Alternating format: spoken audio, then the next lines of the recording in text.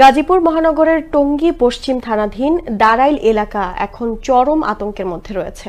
স্থানীয়দের অভিযোগ, মনোয়ার হোসেন খোকনের নেতৃত্বে একটি সংঘবদ্ধ অপরাধী চক্র এলাকায় সক্রিয়।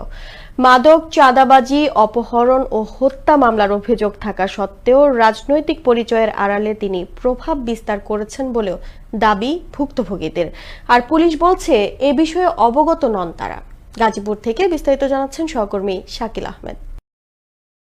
গাজীপুর মহানগরের টঙ্গী পশ্চিম থানাধীন দারাইল এলাকা যেন এক আতঙ্কের জনপদ। স্থানীয়দের ভাষায় এই এলাকায় আতঙ্কের নাম মনোয়ার হোসেন খোকন। অভিযোগ উঠেছে, খোকনের নেতৃত্বে এখানে সক্রিয় রয়েছে একটি সংঘবদ্ধ অপরাধী চক্র। মাদক ব্যবসা, চাঁদাবাজি, অপহরণ এবং হত্যা মামলা সহ তার বিরুদ্ধে রয়েছে একাধিক মামলা। তবুও রাজনৈতিক ছত্রছায়া থেকে এলাকার প্রভাব বিস্তার করে আসছেন তিনি, এমনটাই অভিযোগ স্থানীয়দের। একজনের হাতে বক্তব্যের শিকার, তার নাম হয়েছে মনোয়ার হোসেন খোকন। ইয়াবার সম্রাট বলেই সকলেই চিনে এবং কুখ্যাত খুনি, একাধিক মামলার আসামি। সে আওয়ামী লীগের সময় বড় বড় এমপি মন্ত্রীর সাথে চলাফেরা করছে, বড় বড় নেতার সাথে ওপেন নির্বাচন করছে। এখন বিএনপির সময় আইসা তার চেয়ে বেশি বড় বড় ছত্রছায়ায়, বিএনপির নেতাদের ছত্রছায়ায় আমার উপরে একের পর এক মিথ্যা মামলা, হামলা, বাড়িঘর দখল, লুটপাট করতেই আছে। ভুক্তভোগীদের একজন মামুন, তিনি জানান খোকনের নির্যাতনে সর্বস্ব হারিয়ে আজ তিনি পথে বসার উপক্রম। 2013 সাল থেকে সরকারি বিভিন্ন দপ্তরে অভিযোগ দিয়েও পায়নি কোনো আইনি সহযোগিতা। তার ভাষ্য, অন্যায়ের প্রতিবাদ করলে আসে হত্যার হুমকি। শুধু তাই নয়, রয়েছে থানায় মিথ্যা মামলা দেওয়ার অভিযোগ। খোকন একা নন, তার পরিবারের সদস্যদের বিরুদ্ধে রয়েছে একাধিক মামলা।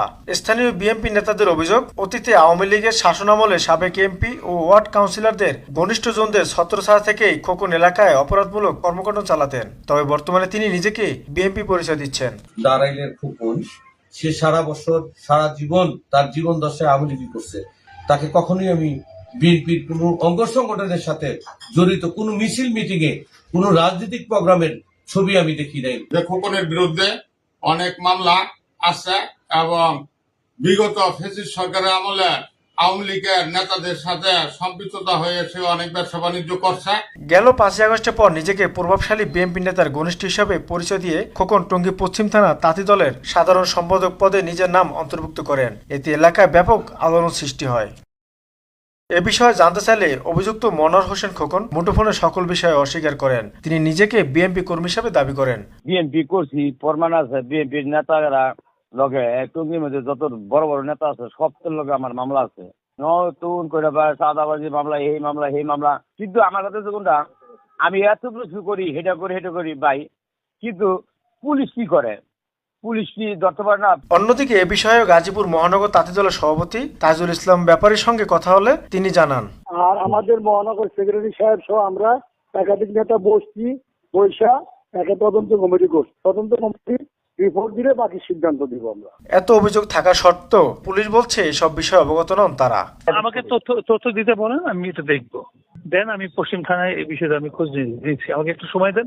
গাজীপুরের সচেতন নাগরিক ও ভুক্তভোগীরা দ্রুত খোকন বাহিনীর বিরুদ্ধে আইনগত ব্যবস্থা গ্রহণ, রাজনৈতিক আশ্রয়দাতাদের তদন্ত এবং দারাইল এলাকাকে সন্ত্রাস ও মাদক মুক্ত করার দাবি জানিয়েছেন। শাকিল আহমেদ, আনন্দ টিভি, টঙ্গী, গাজীপুর।